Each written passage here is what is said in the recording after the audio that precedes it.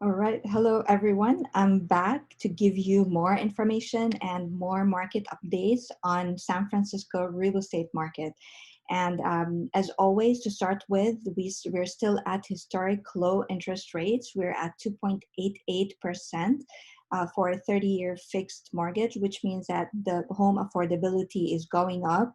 This is great news for buyers, while the home prices and values are very stable, which is, again, it's still a great market to sell for sellers due to the huge demand on the market.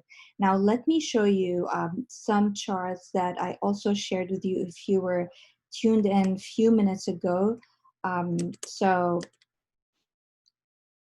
Okay, so talking about the pending home sale, so we can see that the number has tremendously increased since April, and that's in response to the huge demand on the market now, and which also reflects in the headlines in the news. So, as per CNBC, July pending home sales jump over 15% annually as properties go under contract in record time.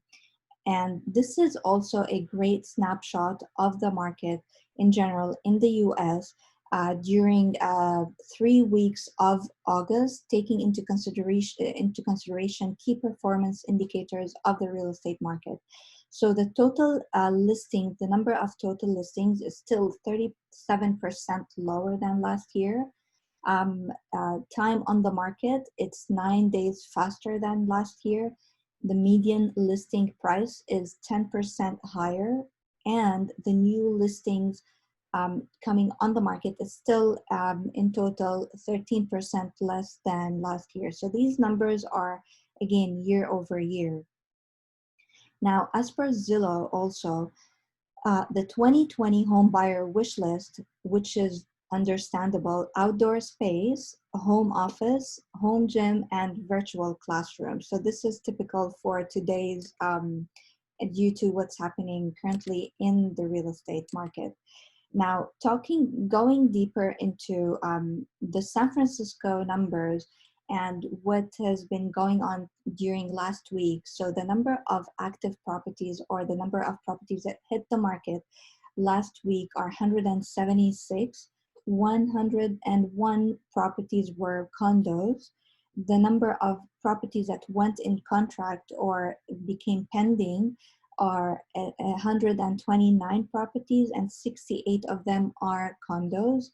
The number of properties that closed escrow are 98 properties, and 49 of them are condos. So 50% of the total number of properties on the market were condos that closed.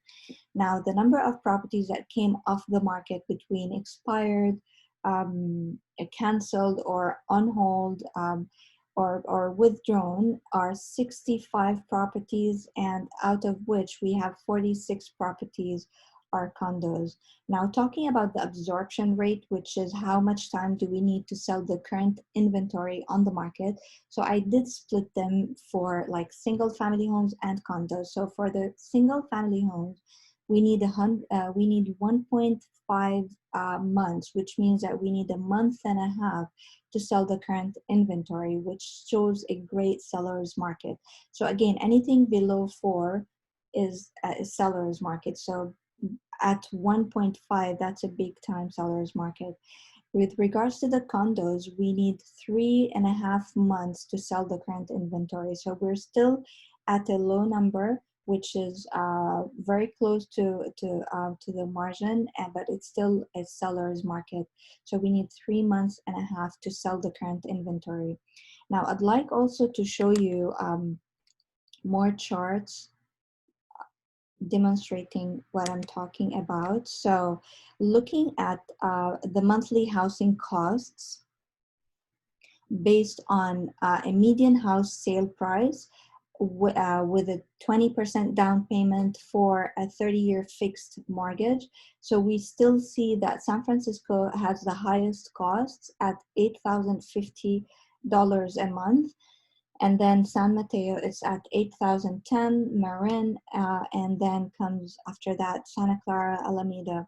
So we still see that San Francisco is still on top. Now, looking at very specific key performance indicators in San Francisco, in the local market of San Francisco. So, and these key indicators are new listings going on, new listings on the market. So we can see that it has tremendously surged by 117% during the previous 4 weeks, which is during August, in comparison to last year. So we can see a great change in the activity in the local market in San Francisco. And also the total number of new contracts are up by 64% than in comparison to last year. So again, this happened during the last 4 weeks, which is August. Now looking in specific at the number of listings accepting offers in San Francisco market throughout this year, we can see where the pandemic hit was, and then we can see the market rebound, and then we can see that there is still increase in the number of properties accepting offers, except for the previous week where we had the fires. There's slight decrease. So we're hoping that the numbers will be back going up and selling more properties and getting more demand. So this is basically what's happening in San Francisco market. Again, if you have any question with regards to your neighborhood, your district, or your specific property, how to go on the market, what's the best way to market my property, please feel free to reach out. I'll be more than happy to answer any question that you have. I'll leave you now. Have a wonderful long weekend and have a great Labor Day. All right, we'll leave you.